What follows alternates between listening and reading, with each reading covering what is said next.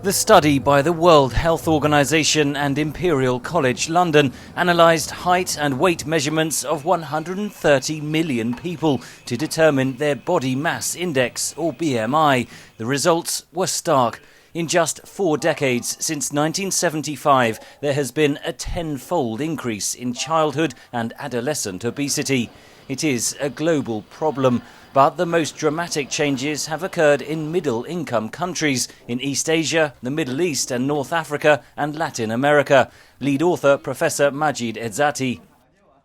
So places that a few decades ago there may have been very little obesity and a fair amount of underweight suddenly are having bordering epidemics. In higher income countries, rates of childhood obesity have plateaued but remain very high. In this income group, the United States had the highest obesity rates.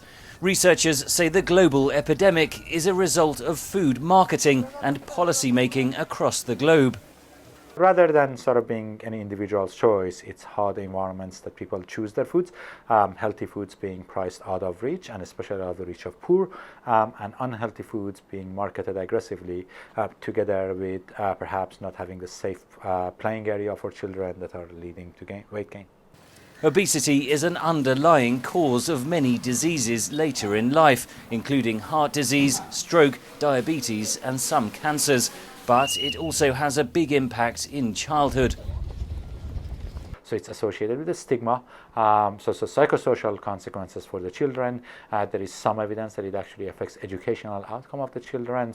The study also looked at the number of underweight children, which still represents a major health challenge, especially in the poorest parts of the world.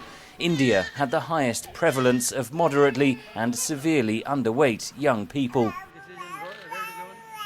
We really need to deal with the two issues at the same time. So we can't wait to deal with underweight and then worry about overweight and obesity.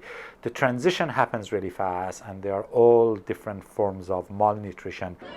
The report's authors are calling for policymakers to find ways to make healthy, nutritious food more available at home and school, especially in poorer families and communities, alongside higher taxes on unhealthy foods. Henry Ridgwell for VOA News, London.